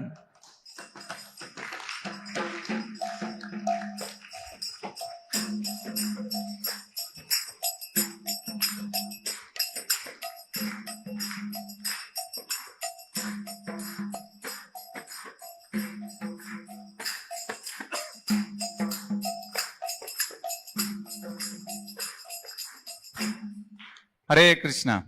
तभी कुछ अनाउंसमेंट है। आज कुछ भक्त का जन्मदिन है, तो हम उनको इधर बुलाएंगे और भगवान के चरण में उनके लिए प्रार्थना भी करेंगे। साथ साथ प्रभु जी के हाथ में से छोटा सा गिफ्ट भी उनके लिए रहेगा। तो पहले हम बुलाते हैं, हाँ दिखाइए, सुनीता माता जी। आज सुनीता माता जी के जन्मदिन है और हस्बैंड आए क्या? हाँ, प्रभु जी भी है इधर, प्रभु जी भी आ सकते हैं। और आज प्रभु जी और माता जी के तरफ से सभी भक्त के लिए प्रसाद का भी आयोजन किया है, स्वादिष्ट प्रसाद जो आप लोगों को कीर्तन के बाद मिलेगा। तो आइए प्रभु जी और माता जी के एक बार हरे कृष्ण महामंत्र बोल के हम धन्यवाद ज्ञापन करते हैं। हरे कृष्णा कृष्णा कृष्णा हरे हरे, हरे राम राम राम हरे हरे।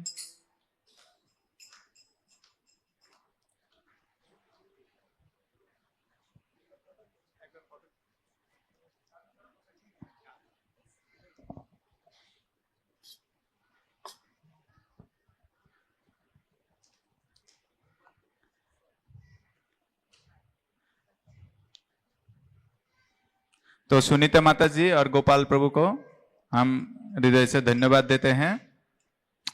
उसके बाद और एक भक्त के जन्मदिन है, आदित्य प्रभु हमारे बीच में हैं। कहाँ है आदित्य प्रभु? हरि बोल। तो प्रभु जी और माता जी दोनों बहुत अच्छे से भक्ति कर रहे हैं। आज दोनों आए हैं यहाँ पर, आज प्रभु जी का जन्मदिन भी है। तो माता जी आ सकते हैं प्रभु जी के साथ।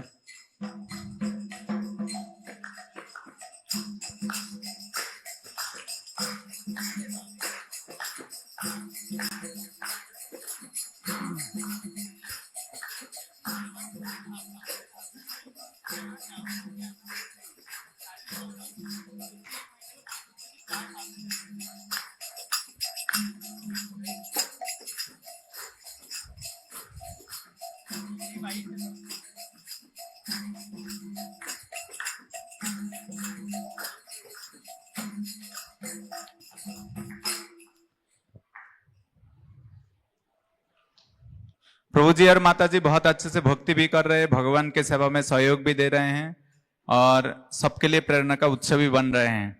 हरे कृष्णा। नेक्स्ट, आज एक माता जी हैं, रुचि माता जी। माता जी के भी जन्मदिन है, तो माता जी के इधर आप आइए, इधर आके प्रभु जी के हाथ से गिफ्ट ग्रहण करें।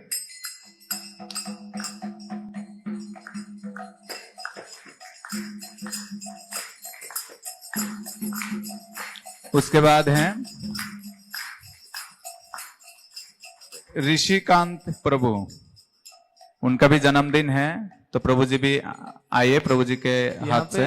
यहाँ पे जो भक्त लोग आ रहे हैं, यहाँ पे जो भक्त लोग आ रहे हैं उनको फोटो भी खींच के लेना है कि जन्मदिन यहीं पे मनाए थे, तो फोटो को भी ध्यान देना है। हरे कृष्ण। ऋषिकांत प्रभु,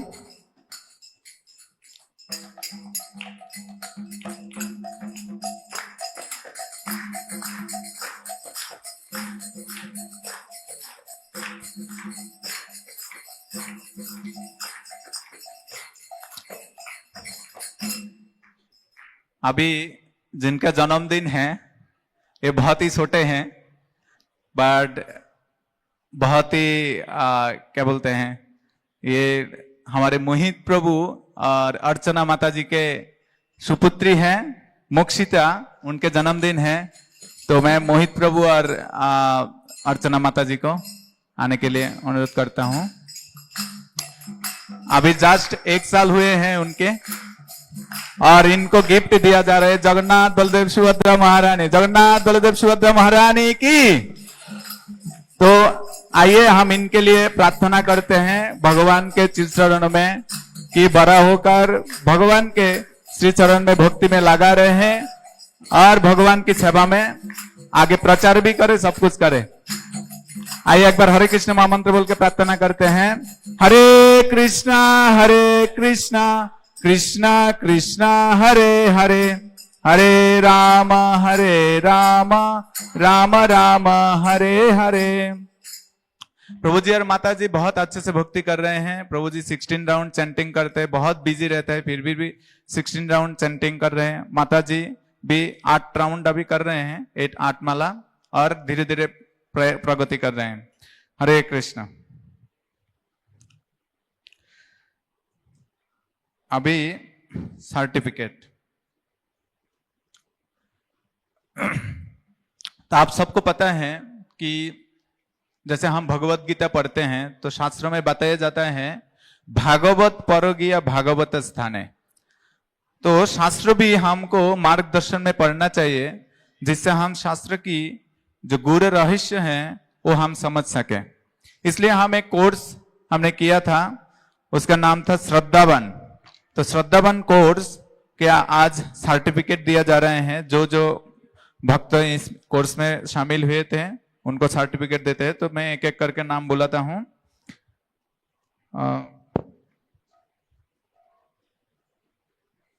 विशाल प्रभु 72% मार्क लेकर उन्होंने ये कोर्स को कंप्लीट किए हैं। आगे तैयार रहे रीना चौहान माता जी, उन्होंने भी 72%।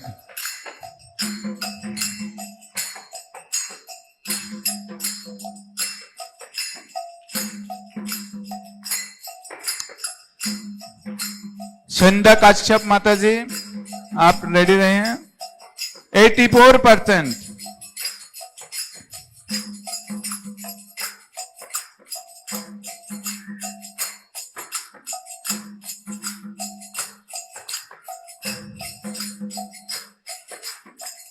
संस्कृति शर्मा माता जी 84%।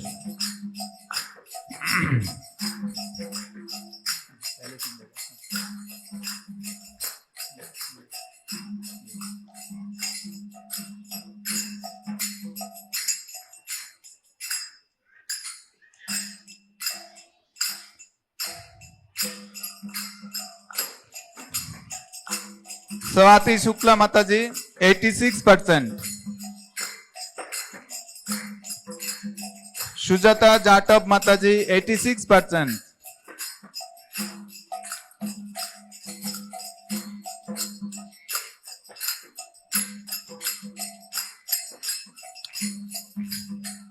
अर्षित जायसवाल प्रभु 88%।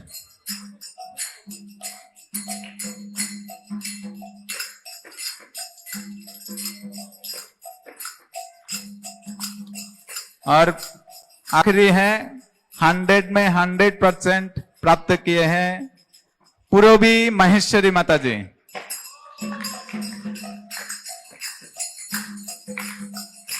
है पूर्वी महेश्वरी माता जी?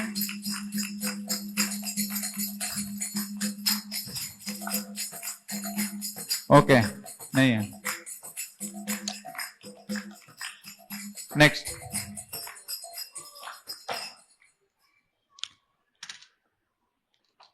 अभी हमने श्रद्धावन कोर्स का तो देखा है, तो इस प्रकार एक कोर्स हम लॉन्च करने जा रहे हैं बहुत ही जल्दी। इसका नाम है गीता संदेश कोर्स। यहां पर कौन कौन है जो गीता संदेश कोर्स को आपने कंप्लीट किए हैं?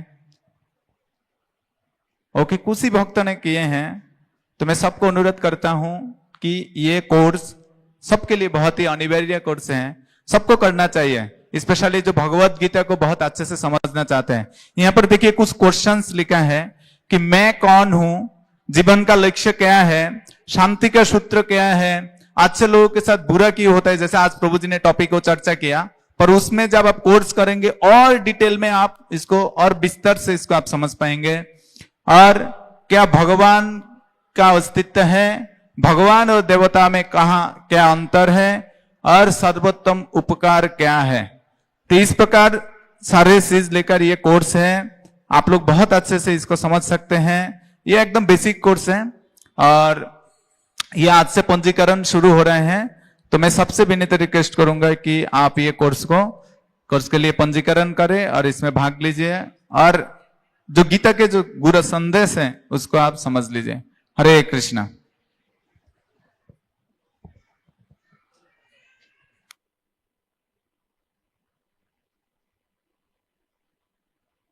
हरे कृष्णा। सभी भक्तों के लिए प्रसाद यहीं पे ही होगा।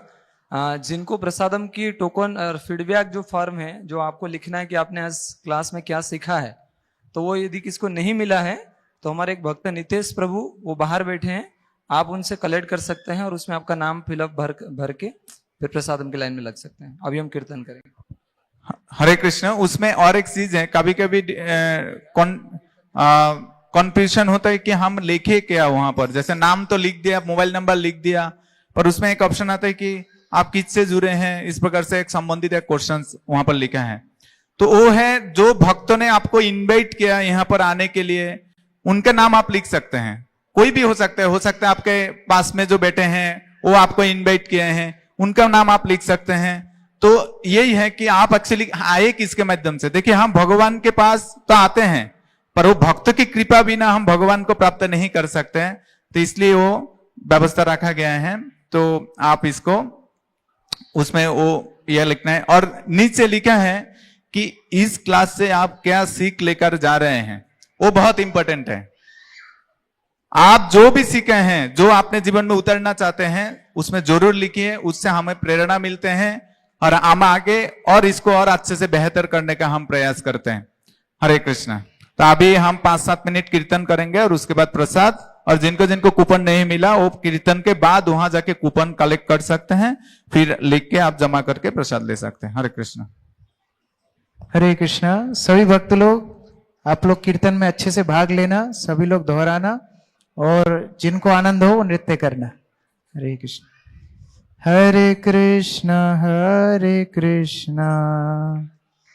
कृष्ण कृष्ण हरे हरे, हरे राम राम राम हरे हरे, हरे कृष्णा।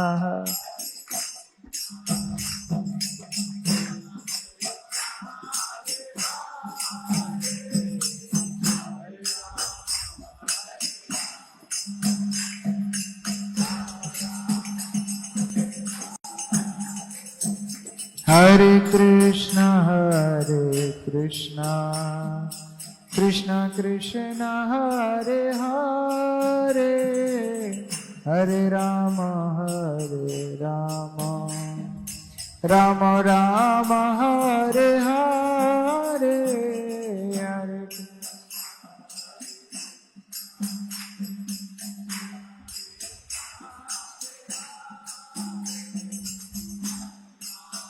सभी गाइए। राम राम हरे कृष्णा कृष्ण कृष्ण हरे हरे, हरे राम राम राम हरे हरे,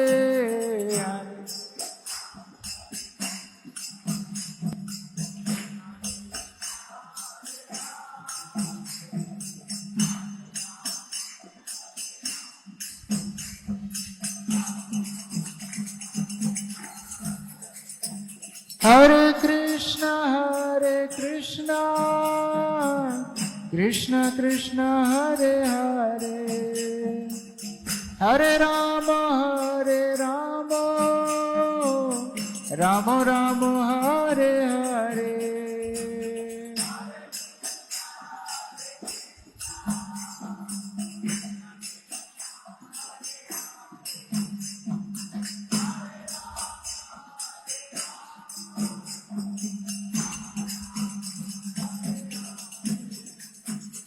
हरे कृष्णा कृष्ण कृष्ण हरे हरे, हरे राम राम राम हरे हरे। सबको गाना है।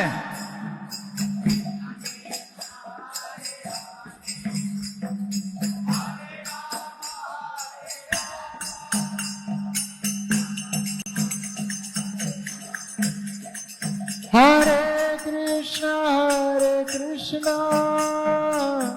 कृष्ण कृष्ण हरे हरे, हरे राम राम राम हरे हरे।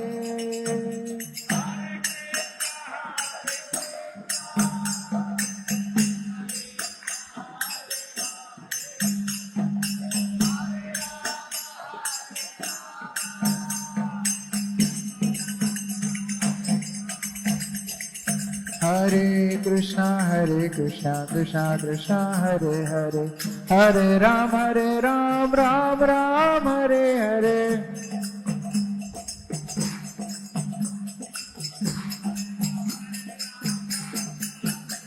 हरे कृष्णा कृष्णा कृष्णा हरे हरे, हरे राम राम राम हरे हरे।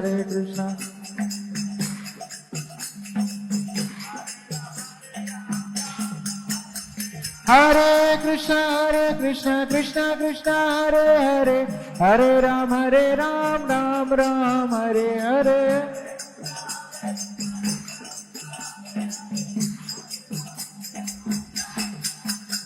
हरे कृष्णा कृष्णा कृष्णा हरे हरे, हरे राम राम राम हरे हरे।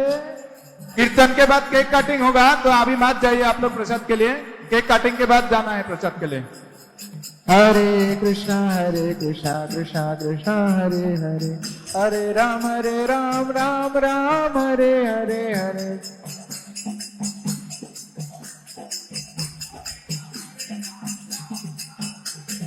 गोविंद जय जय गोपाल जय जय, राधा रमण हरि गोविंद जय जय गोविंद।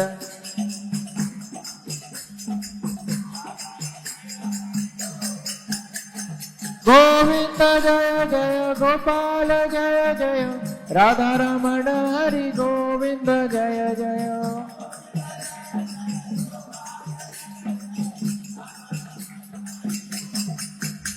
गोविंद जय जय गोपाल जय जय, राधा रमण हरि गोविंद जय जय।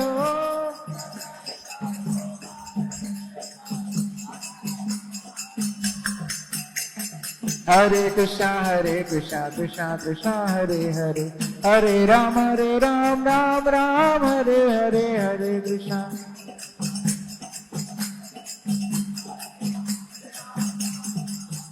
हरे कृष्णा हरे कृष्णा कृष्णा कृष्णा हरे हरे, हरे राम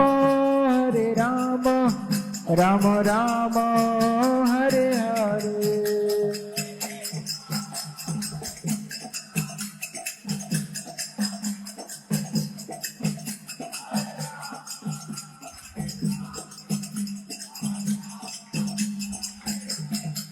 हरे कृष्णा कृष्णा कृष्णा हरे हरे, हरे राम राम राम हरे हरे।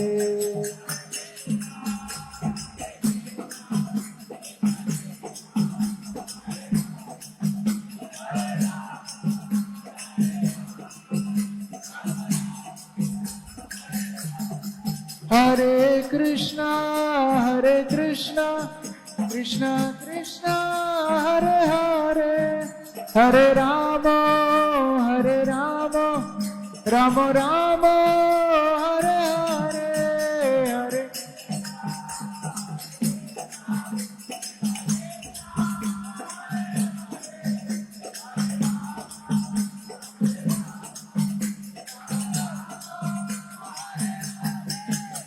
हरे हरे कृष्णा कृष्णा हरे हरे, हरे राम राम राम हरे हरे।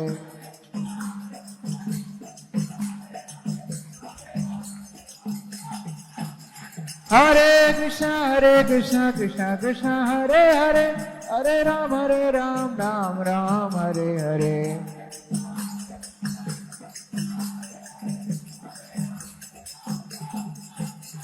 हरे कृष्णा कृष्णा कृष्णा हरे हरे, हरे राम राम राम हरे हरे।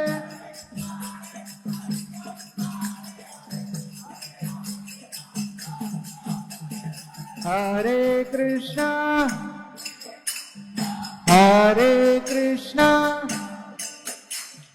कृष्णा कृष्णा हरे हरे, हरे राम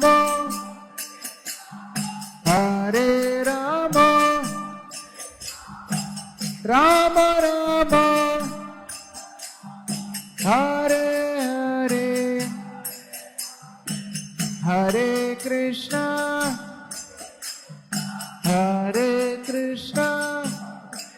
कृष्णा कृष्णा हरे हरे, हरे राम राम राम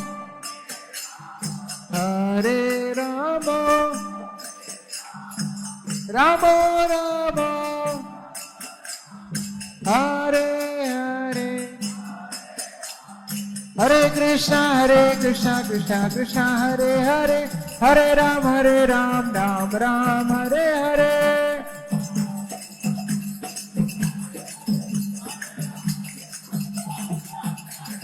हरे कृष्णा कृष्णा कृष्णा हरे हरे, हरे राम राम राम हरे हरे।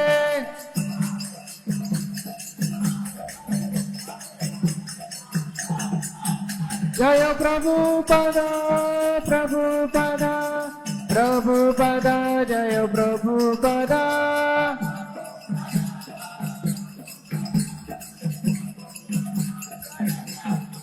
निताई गौर हरि बोल हरि बोल हरि बोल हरि बोल।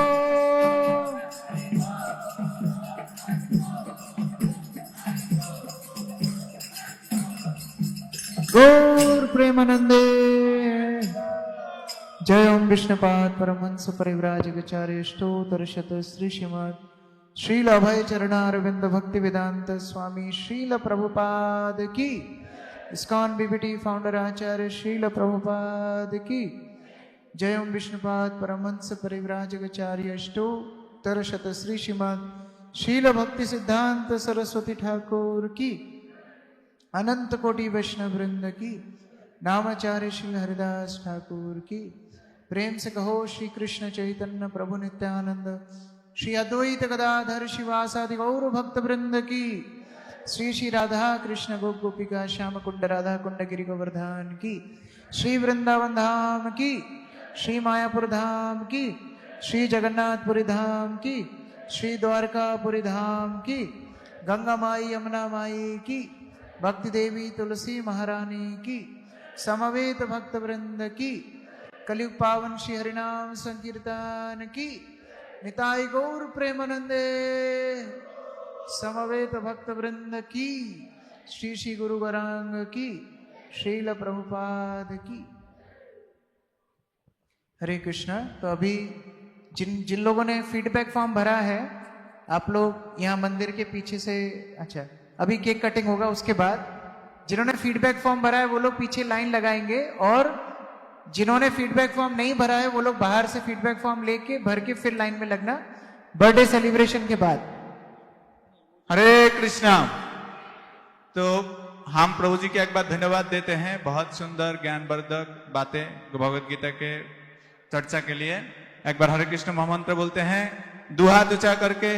हरे कृष्णा कृष्णा कृष्णा हरे हरे, हरे राम राम राम हरे हरे। हिज ग्रेस कृष्ण किशोर प्रभु जी की, जगत गुरु श्रील प्रभुपाद की, समवेत भक्त वृंदा की। तो सुनीता छारी माता जी, रुचि माता जी, ऋषिकांत प्रभु, आदित्य प्रभु और मोक्षिता माता जी, इधर से मैं सबसे निवेदन करना चाहूंगा कि इसको बंद कर दीजिए। अभी एक एक करके पहले सुनीता छारी माता जी, सब केक इधर ले आइए प्रभु, एक एक करके कटिंग होगा। थोड़ा सुनीता छारी माता जी, गोपाल प्रभु आइए। इतना बड़ा टेबल भी हमारे पास नहीं कि 5 लोग बैठ के साथ में।